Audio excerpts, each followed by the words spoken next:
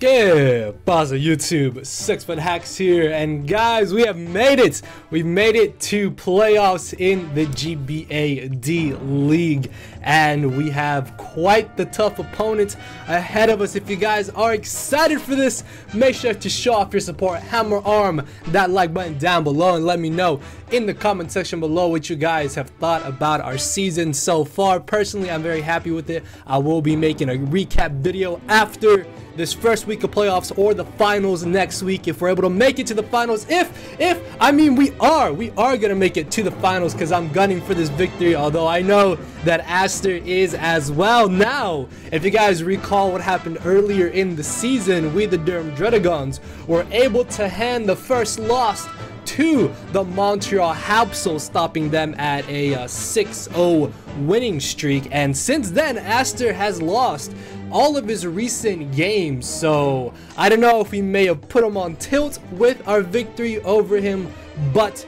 I am hoping to pull out another victory against them in this week 1 of playoffs. But hopefully things don't go like they did in week 1 of P4G, because that would really suck. But definitely going to be looking for a victory here, although I know ASTERJ is also going to be bringing his A game and looking for a win as well. Now let's take a look at the matchup down below me. So we have the same matchup as we had before, but now that we both have intel on each other, then I'm expecting, this is basically what I'm thinking, is that ASTERJ is going to try to bring a more offensive based team this time around. So that's kind of how I went into building my team, expecting him to bring a more aggressive offensive team. And I'm still iffy on whether or not he would want to bring the Cresselia or not, because I noticed that in his team builder he was informed that I like to over prep for Cresselia, which I mean is true, but at the same time, like, my draft can kind of handle Cresselia to an extent, so it's not as terrifying as it initially could be. But I do very well expect them to want to bring it. But if he does bring Cresselia, then I don't expect him to want to bring the Metagross, and if he doesn't bring Metagross, that means he has nothing to stop my Kieran Black from absolutely wrecking his team. So it's a very huge toss-up between whether or not he'll want to bring Cresselia or leave it to have Metagross to deal with our Kieran Black on the draft. So, as always, top 6 are what I'm mainly expecting. Umbreon and Decidueye were the two biggest issues to us in our original first matchup. I didn't expect Decidueye to come, but a very bulky spread was actually really annoying, which is kind of surprising considering that I'm actually not a really big fan of Decidueye. Like, it's my favorite of all the starters, but in draft format I'm really not a big fan of it. But in this matchup it does have a pretty decent enough matchup, so I do honestly expect them to bring Umbreon and Decidueye once again. Umbreon in general just has a very solid matchup and is his best answer to Reuniclus, which Reuniclus could possibly destroy him if we do decide to bring it again. I do expect them to bring Thundurus and Infernape once more. Infernape, although this time could very well be like a Scarf set or a SD like Mach Punch, or I don't think he would bring like Nasty Plot Fire Blast 8, because then he would have to rely on Focus Blast, so I don't think he would want to do that. Like, I can definitely see SD Mach Punch coming. Agility Yachi Berry Thundurus is something else that's also very likely.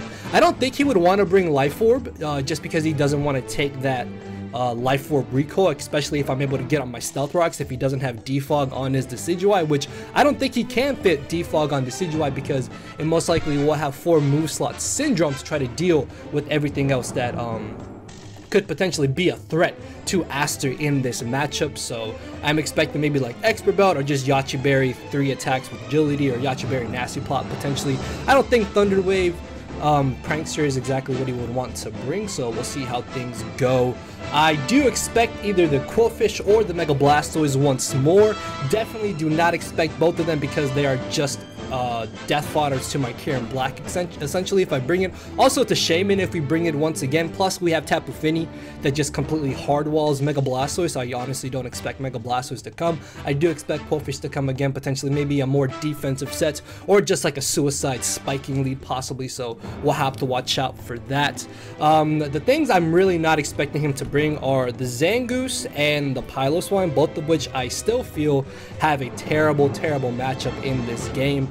Salamence is a little bit iffy on whether or not he would want to bring it. Like, I saw it in some matchups possibly coming, but I could see why he would not want to bring it, considering that it doesn't really get a free Dragon Dance on anything on my team essentially. So I could see him wanting to leave the Ments behind and forego maybe having like a bulkier set on his team or something. But I do, as I said, expect more of an aggressive team this time as opposed to like the kind of balanced defensive team he brought originally.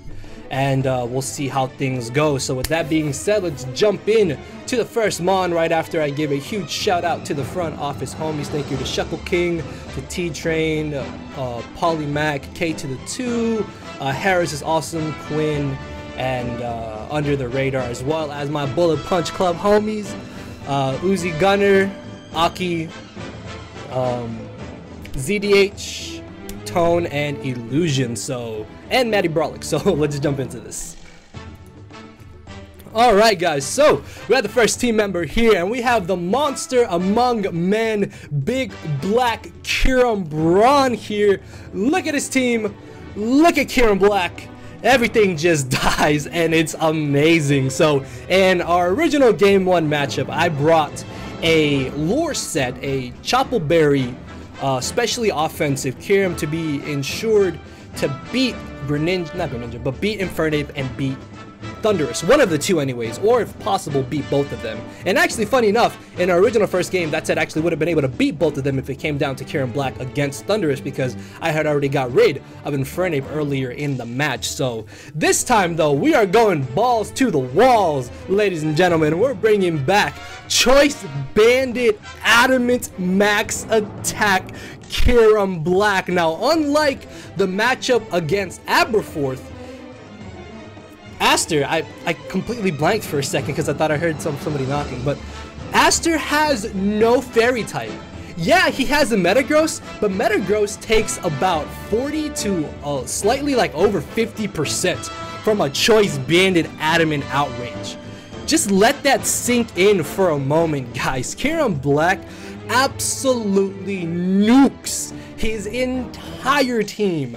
Blastoise is not a switch in. Umbreon is straight to a KO'd by Dragon Claw after rocks, and unless he's like max defense, max HP with leftovers, I still think that it's a roll to knock him out with Dragon Claw. And even then, if he's not especially defensive Umbreon, realistically, I expect a more spadef bulky Umbreon this game, because in our week 1 game, I brought specially offensive Shaman, specially offensive Reuniclus, specially offensive Greninja, and specially offensive Kiram Black. That's 4 special attackers, and Aster made his Umbreon more mixed defensive to be able to chew hits. So this time I'm expecting him to bring a more specially defensive set as opposed to a mixed defensive set. This way, Kiram Black just comes in, we click Choice Banded Adamant Outrage or Choice Banded Dragon Claw and absolutely destroy things. Now, obviously I'm not going to be clicking Outrage if he still has like Infernape in the back, or Salamence or Thundurus or something. The main idea for Kiram Black is to come in and just spam Dragon Claw once his Metagross is gone or is weakened enough. I don't expect the Piloswine to come, so Fusion Bolt is also very, very spammable. I believe we only need like 30-ish% off on the Decidueye, and 12% of that is going to be Rock's chip damage if we're able to get up Stealth Rocks in this game. So Fusion Bolt can very well be a 2-hit KO on a max HP Decidueye. Fusion Bolt pretty much just 2-hit KOs absolutely everything on his team, along with Dragon Claw. Shadow Claw is realistically only for Metagross, but it also helps against Cresselia, because I think that we are actually able to 2-hit KO max defense, max HP Cresselia after Stealth Rocks with Choice Banded Adamant Shadow Claw. Now, the thing about Cresselia in this matchup is that if he would want to bring it, I almost expect it to be like a more speedy set as opposed to a more physically defensive set. And then at the same time, he may not even bring Cresselia, because again, he knows that I like to over prep or just prep a lot against Cresselia. So I can very well see Cresselia not being max defense, max HP, and then that just means it's going to be a lot easier for my Kiram Black to just absolutely smack it around with Dragon Claws or Fusion Bolts or Shadow Claw even, which again will be a straight 2-hit KO if he's not close to max defense, max HP with the bold nature. And that's really it, man. Kieran Black, this is one half of our wall breaking core that can just destroy his entire team. Now, yes, I did mention that I expect them to bring a more offensive team, but at the same time, Umbreon and Decidueye, I think realistically will be the closest two walls that he may want to bring to this game, which even if Kieran Black is able to just destroy those two walls, that means the rest of my team can take advantage of his offensive mons, because that's how, again, that's how I built the team. I built the team more towards a more aggressive team, but then again, at the same time, if he brings a more defensive, slow team, Kieran Black still just comes in, and I absolutely nuke his team, guys. Like, Kieran Black realistically can just do so much work in this battle, and I'm really hoping that he will not be expecting me to bring Choice Banded, because in his original team builder, he said that he expected me to be the ICM Z with Freeze Shock. Freeze Shock to just get a guaranteed KO. But this way, if I can somehow catch Umbreon on a switch-in with the Dragon Claw and then potentially 2 KO it, breaking Umbreon opens up so many walls to my team. And then if Metagross is weakened enough, or if Metagross is gone, he essentially needs to sack something. The only times I'll be outraging is when I know that I don't need Kieran Black anymore and that I need to ensure an absolute destruction on one of his Pokemon, or if I can put myself in the position, then I'll be able to outrage, sack off my Kieran, and then bring something in to revenge kill whatever offensive mon he potentially brought in to knock out my Kieran Black. So yeah, that's the idea behind Kieran. Definitely going to be a huge offensive presence in this battle. Next off, we have, shouts out to my boy the Uzi Gunner for actually suggesting me this set, and we have Assault Vest Regenerator Reuniclus. Now in game 1, I was a more offensive tank Life Orb Reuniclus to be able to potentially beat Subcalm Mine Cresselia, but with the way I made this team, that's not even going to be an issue for us to deal with, which is excellent. So the great thing about Reuniclus is that this is never 2 KO'd by absolutely anything that he has that is not initially boosted, which means they will have to have that free turn to boost their attack or special attack in order to manhandle through Reuniclus. Reuniclus is an amazing pivot Pokemon in this battle. I can switch into Metagross, I can switch into Infernape, switch out, gain back HP and all that shenanigans. I can also just whittle down his walls for my Kieran Black to have a better chance to beat them, or I can weaken his offensive mons as they may think that they can power or manhandle through Reuniclus, and then from there, that's 1 or 2 potentially less offensive threats that he will have for us and for the remainder of our team as well, which is excellent. This Reuniclus has HP Ice only for the Salamence. After Stealth Rocks, it is a straight OHKO on non-Yache Berry variants of Salamence, but if he's Yache Berry, that means at +1 there is no move that he should have that can OHKO my Reuniclus, so and then I can, in return, I can then knock out the Salamence with a second HP Ice if he was Yache Berry. So that's really good. Stealth Rocks are going to be absolutely important in this battle, and I have to make sure to find a way to get them up and keep them up for the remainder of the entire matchup, because that little bit of chip damage every single turn is going to be phenomenal. Now, yes, Toxic Spikes are going to be a huge detriment to this set, but we do have a way to potentially deal with those T-Spikes, as you guys will come to see.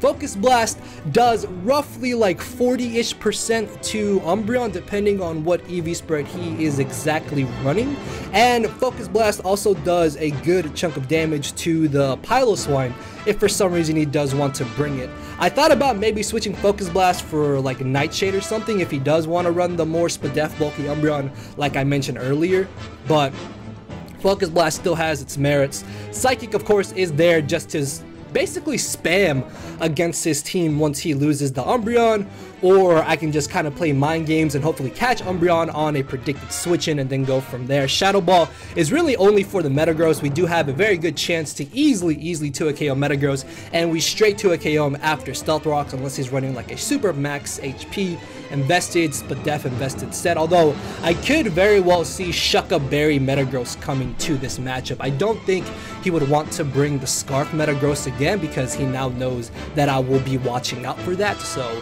I don't expect Scarf Metagross again. I do expect like a Shucka Berry set, maybe like Leftovers Protect or something along those lines. Or he may not even bring Metagross, knowing that Umbreon and Cresselia alone could typically deal with Kieran Black if I was close or similar to the set that I brought game 1, and that's where I'm going to catch them off guard because they're going to get destroyed by Choice Banded Outrages and Dragon Claws, hopefully. So yeah, Reuniclus just a really good Pivotmon and able to switch in, switch out, gain back HP, just weaken his walls, and also be able to potentially beat 1 or 2 offensive threats 1v1. So with the defense investment, we're able to always live 2 Adamant Scarf Flare Blitzes after Stealth Rocks from Infernape if we're at max HP. I do expect Adamant Scarf as opposed to like Jolly Scarfape in this matchup because I don't think Scarf Shaman would be a real good bring on our end. Unless he expects me to bring like Jolly Scarf Kieran Black, then that's the only reason he should run Jolly Infernape. So yeah, that was kind of my idea behind that. And if worst comes to worst, Psychic is a straight OHKO on Infernape, so if he's Life Orb, we're gonna be guaranteed to live 1 hit and then just absolutely destroy the Infernape. Also, if he brings Life Orb, I don't expect them to have U-Turn because U-Turn Life Orb is not really the best combination to have on a team, especially if I have Rocks up. Yeah, he'll be doing the extra bit of damage, but then he's taking 10% from Life Orb, and then he's going to still be taking that extra 12% from the Stealth Rocks if I get them up upon switching. So yeah, I really don't think he would want to bring Life Orb U-Turn. If he is Life Orb, he's going to be Life Orb set up with 3 attacks. I guess he could possibly bring the defensive set like he brought in game 1, but that literally does nothing to Reuniclus, so I'm not even concerned about that. Next off, we have Eddie the Greninja here. Actually, hold on, I made an error. You're supposed to be shiny Eddie. I'm sorry. So yeah, we have Eddie Guerrero, the shiny Greninja here. Rest in peace, Eddie. And this thing, guys, put in a decent bit of work in game 1. Like, in theory, if the match had played out differently and we didn't get a little bit lucky with hacks, then Greninja would have been able to ensure us a victory. Although I guess in the end it did still kind of win us the game. But see, the thing I've noticed about Greninja, and the thing I've noticed about myself throughout this entire season of bringing Greninja, I've never brought Life Orb Greninja. The closest I've been to bringing Life Orb Greninja was Splash Plate or Choice Specs for the extra damage and for the only damage boost to my water type moves. But then at the same time, if I had Life Orb in those matches where I brought like Wise Glasses or Splash Plate, then that Life Orb recall damage I would have been taking literally wouldn't have mattered at all. So this time I decided, you know what, I'm gonna bring Life Orb Greninja.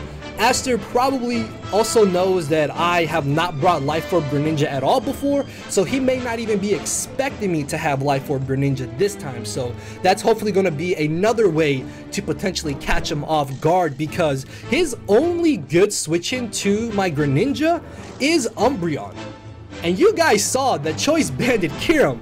Our first team member is Choice Banded Kyurem, ladies and gentlemen, and that absolutely mangles Umbreon. So Greninja can come in after just 1 hit on the Umbreon. I can 2 KO it on the switch in, or if he tries to bring it in for free, I can go for the taunt to stop him from trying to go for the Moonlight or go for the Wish to gain back more HP on his Umbreon, and then from there I can still potentially 2 KO him and then get rid of his Umbreon.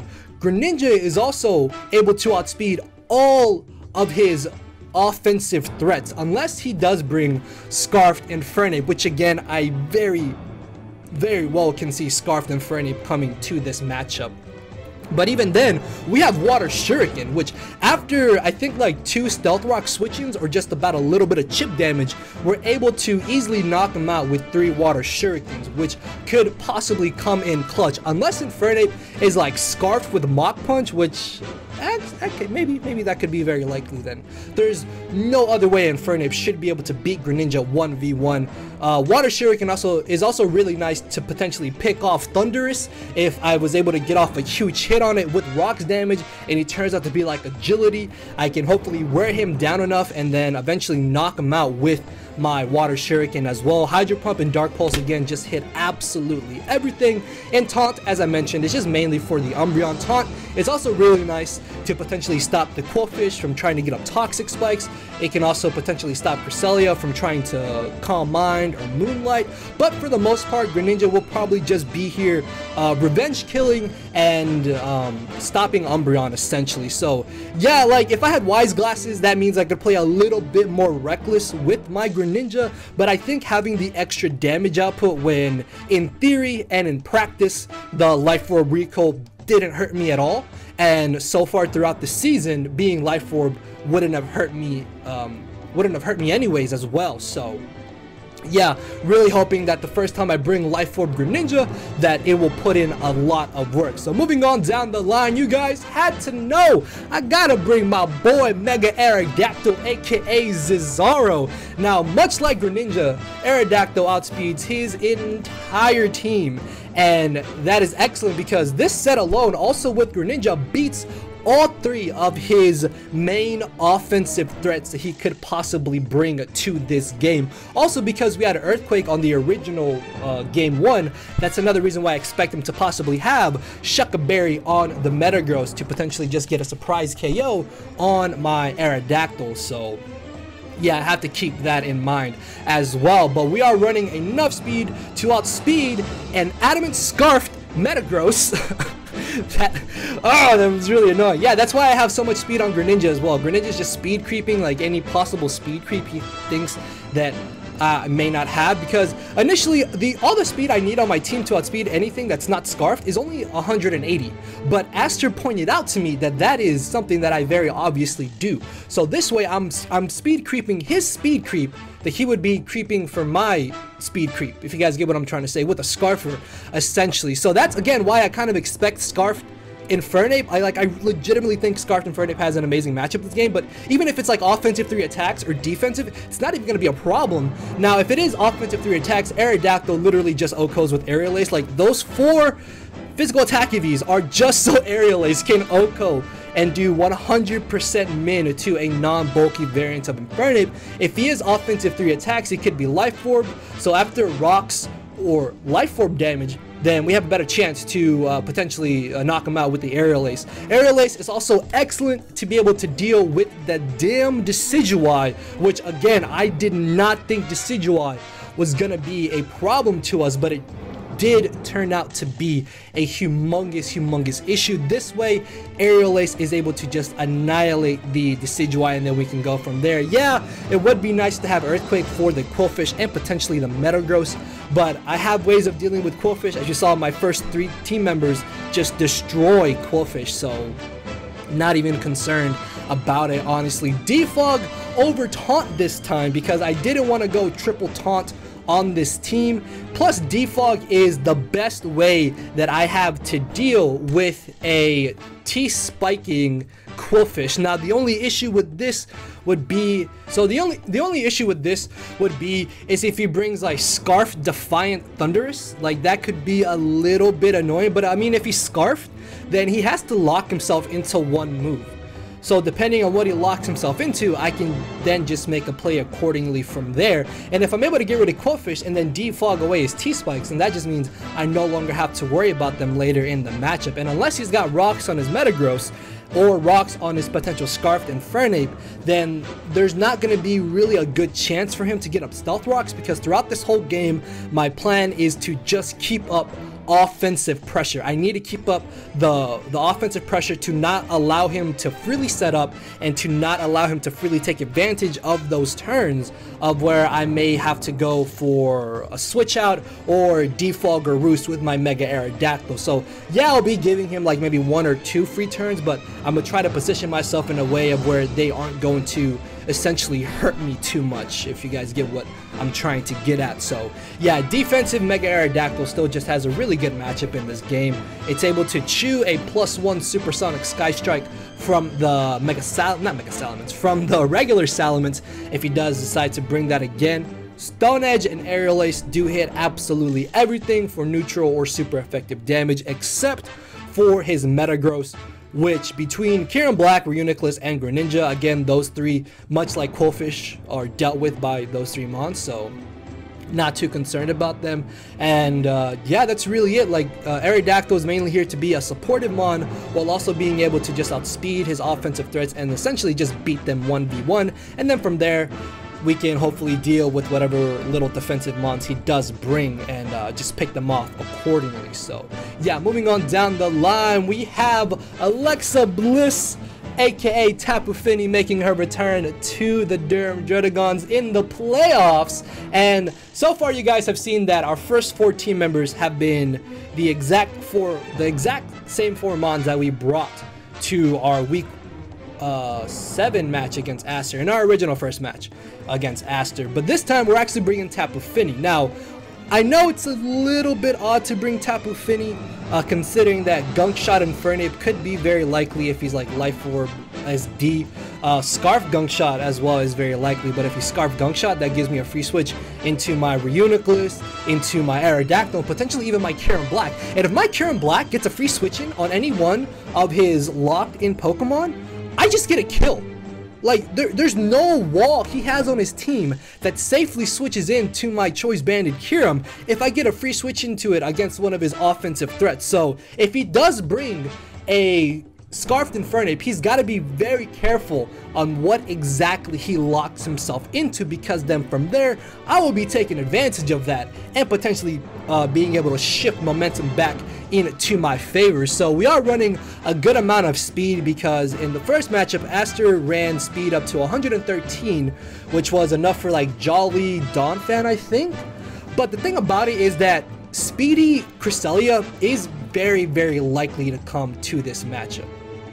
At the same time though, Tapu Fini can still easily deal with a speedy variant of Cresselia, and if he does expect me to expect Calm Mind substitute Cresselia, then he may not even bring that, because that'll be probably what he thinks I'm prepping for. But if he does bring a very speedy Cresselia, that could be a little bit annoying, but it's not really that big of an issue thanks to the fact that we do have Nature's Madness and we have the taunt. We can always spam Moonblast to be able to get those special attack drops and have an easier chance to beat Cresselia. But realistically, Tapu Fini along with Kyurem Black beats the combination of Cresselia and the Umbreon. But at the same time, if he only brings one of the two, Tapu Fini is still able to just come in and essentially be a good pivot mon and just spam Moonblast against his entire team. His 2 fairy resists are Qwilfish and Metagross. Again, they both could very well be coming this game, but if one of them doesn't come, that means he only has 1 fairy resist. So as soon as I hit that with the Nature's Madness, they're already at 50%, which means they're going to be a lot less useful for him in the matchup, and that also makes it more of a threat for my Kyurem Black to come in and then beat his Metagross or beat his Qwilfish. That also makes my Reuniclus a bigger threat to both of his fairy resist, because I have Psychic for Qwilfish and Shadow Ball. After getting off 50% on the Metagross, I knock out with the Shadow Ball anyways, and then Greninja already pressures and beats both of them. So yeah, that's kind of the idea behind this set. Like, yeah, we're mono attacking, but it's really good in this matchup. Like, there's no real way around it because of just Nature's Madness. Nature's Madness will get off that 50% on the Qwilfish, that 50% on Metagross, to allow Tapu Fini to be a bigger threat and to allow for the rest of my other offensive mons to be bigger threats to those 2 potential walls that he may have wanted to bring. Calm Mind is really only there if I can somehow get myself in a position of where Thundurus is gone. I know he doesn't have Gunk Shot on Infernape, and the Qwilfish has been severely weakened, because at +2, if he has not weakened me at +2 special defense, +2 special attack, Thundurus never 2 KOs me. So I can OHKO Thundurus after rocks at +2, which is excellent. Salamence at max HP cannot knock me out with the Z-Fly, and then at max HP I can also tank a Gunk Shot from Infernape, unless I know he's Life Orb, because I think Life Orb may be a roll. I'm not too sure, I don't remember off the top of my head, but we are very physically defensive bulky, very mixed defensive bulky, I guess. But the 68 Spadefivs are there, so he has a very, very, very small chance to 2 KO us with a modest Thunderbolt from Thundurus if he does turn out to be Agility with Yache Berry.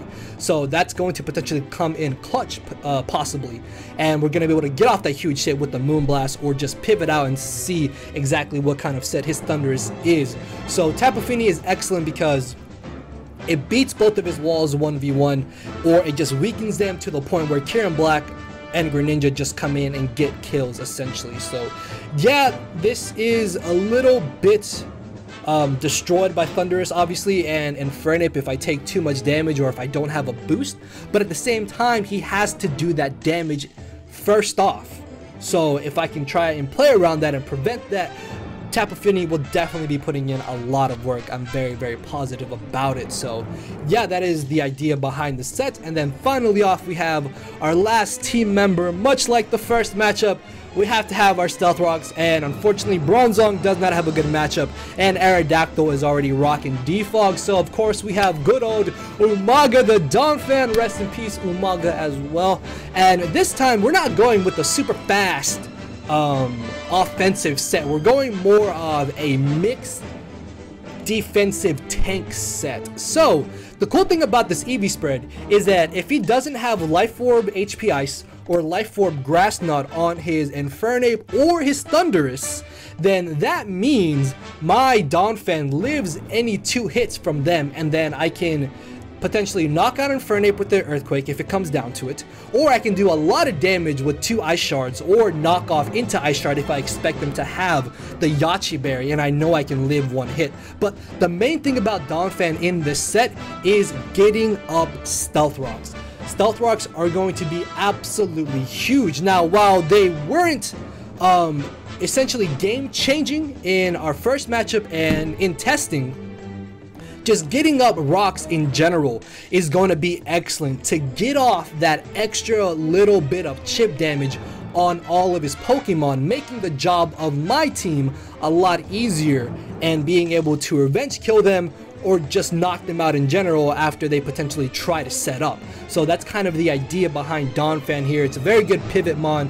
The Spadeffies also are really nice because there's no way that there's no way that a Metagross's Meteor Mash into a Grass Knot can 2-hit KO us. So if we're in a last ditch effort, we can get up Stealth Rocks and then go from there, or I can knock off the item on Metagross if I expect them to maybe be Scarfed again, or pop a Shucka Berry with Earthquake possibly. So yeah, that's really, well actually no, why would I need to pop a Shucka Berry when this is my only Earthquaking one? I guess knockoffing would probably be the better option, honestly. Yeah, that probably would be the better option, because I guess it could be like Pop Berry maybe, or like Citrus Berry. That could be very, very possible as well. But yeah, Donphan, just a really good pivot set. Between Donphan and Greninja and just Stealth Rock's damage in general, I should be able to revenge kill his speed boosted threats if it really comes down to it. Thanks to the attack investment after Stealth Rocks, if the Salamence is not Yache Berry, or if he's not running a lot of HP investment, Ice Shard is still a straight 2-hit KO, which is really good. We can also do at least 50% without the Intimidate. So let's say he takes the 25% from rocks, and then he takes like a Dark Pulse or Moonblast from my Fini or Greninja, then I put him in range of where I can then revenge kill him safely with my Donphan, or if he switches out, then that just means I can save Donphan for later. Also, knockoff into Ice Shard is able to cleanly 2-hit KO Decidueye, and that is absolutely huge. I was really tossing up between Superpower or Knockoff in our original Game 1 matchup, and I really wish that had Knockoff in that matchup. So I decided to implement it this time, because even if he brings the Piloswine, it's really not that big of an issue, and if I'm able to knock off the leftovers on Umbreon, that just makes it a lot easier for my Kieran Black to just absolutely nuke it and beat it 1v1. So that's excellent as well. And then yeah, again, Stealth Rocks are going to be absolutely huge in this matchup if I can get them up. So yeah, guys, that is the introduction to our team. Very similar to our original matchup team that we had against ASTERJ, but I really feel like it's been tailor-made properly this time, because I kind of have a feel of like what exactly ASTERJ would want to bring, and again, that's what I built the team around initially. Plus, I get to use Choice Bandit, Adam, and Kyurem again, and this time he's got no fairies to stop me. Yeah, Misty Terrain with Bandit Kyurem is a little bit iffy, but in testing and even my match against Aberforth, Misty Terrain was not a problem whatsoever for Choice Bandit Kyurem. Plus, Cresselia is not even affected by Misty Terrain, so I can just straight nuke him with a Choice Bandit Outrage if it really comes down to it. So yeah, that's also pretty awesome as well. So guys, that is the team. Let me know what you have thought about our season so far, and hopefully we can make it to finals, and then next week we can hopefully win it all and maybe move up to the main league. So hammer arm that like button down below, guys. I will see y'all tomorrow with this match against the Montreal Habsols, coached by ASTERJ. So later, everybody. No matter where you're at, I'm not here to make friends, it's time to attack and deplete your HP with a final smash. Don't make me turn around and pull a 6 foot hacks. 6 foot hacks. Yeah. 6 foot hacks. Yeah. 6 foot hacks.